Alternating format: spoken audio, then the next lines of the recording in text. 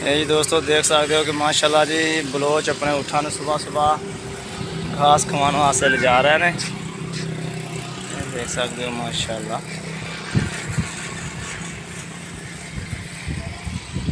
कोई किवें मस्ती कर रहा, कोई किवें मस्ती कर रहा, देख सकते हो।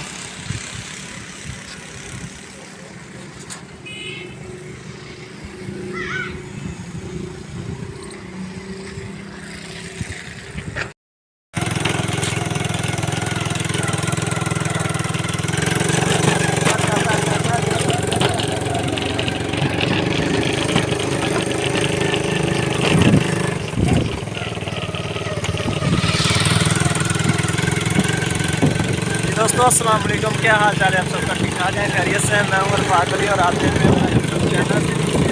दोस्तों आज का मौसम चेक करो, सुबह सुबह कितना खूबसूरत मौसम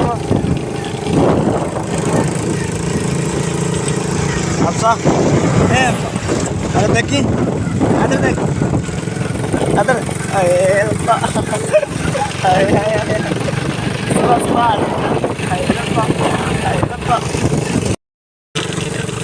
वाओ खोता खोता थक गया था, सफरा में थक गया था खोता।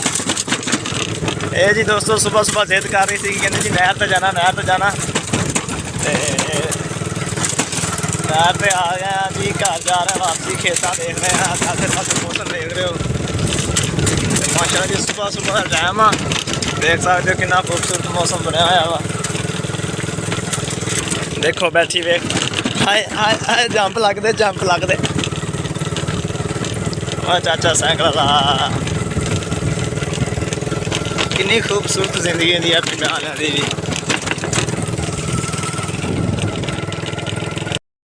अच्छा जी दोस्तों हुण आए असीं, देख सकते हो कि बिल्कुल टिब्बियां वाला हिसाब किताब आ। देख सकते हो इत्थे हुण क्रिकेट खेलनी है, तो तुहानूं क्रिकेट का भी पूरा माहौल विखाने आ। हाले फिलहाल असीं 3 बंदे आए हैं। और बिच ठीक आ माहौल तो वैसे VIP ओपन माहौल है सारा, है ना, जबरदस्त सिस्टम है, सही है। बस थोड़ी देर तक टीमां भी आ जानियां वा, ते खैर कर क्रिकेट शुरू करांगे आपकी खेलनी। माहौल जबरदस्त है सारा, आसे पासे सारे टिब्बे आ ना।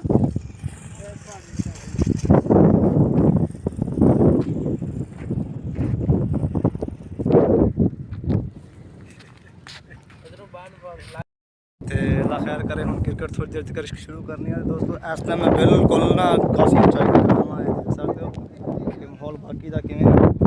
इस टाइम मैं टिब्बे के उत्ते आके ना व्लॉग बनाया, मैं चलो जाके टिब्बे के उत्ते खड़े होकर व्लॉग बनाया किस तरीके का बनता वा। ये देख सकते हो माहौल सारा देहात का माहौल है, क्रिकेट खेलने वास्ते आए हुए इतने।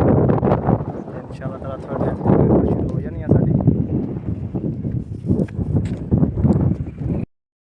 अच्छा जी दोस्तों ये आके असी मैच खेलिया वा, खेल के बाकी है कि साडी बहुत ही अच्छी टीम ने बैटिंग की है और करके ते असी दोस्तों हार गए। एवं तो झूठ नहीं मैं बोल सकता, वो घर कितने खूबसूरत, वाह यार क्या खूबसूरती है यार। ये जो हमारे गांव की खूबसूरती है, ये बहुत अच्छी खूबसूरती है। ये देख सकते हो दोस्तों कितना खूबसूरत माहौल बनाया, उठा लेना कितना वाकफ लग यार। पानी खुली पी रही है तेज लगी यार, है देख देख ताड़ बंदा को ताड़ देख देख जल्दी कर, बंदा चंगा है ना। अब मतलब को पानी शानी पिए अगर कोई नहीं वाकफ मैंने तो कम दे देना कोई दोस्तों, वाकफ बंदा लभ रहा है कोई, को बोतल शोतल पीनी है, दुआ करो सानू को लभ जाए। पिछे भूली हुए अपने नाल चले गए तो सानू इतने किसी ने बोतल नहीं पूछनी।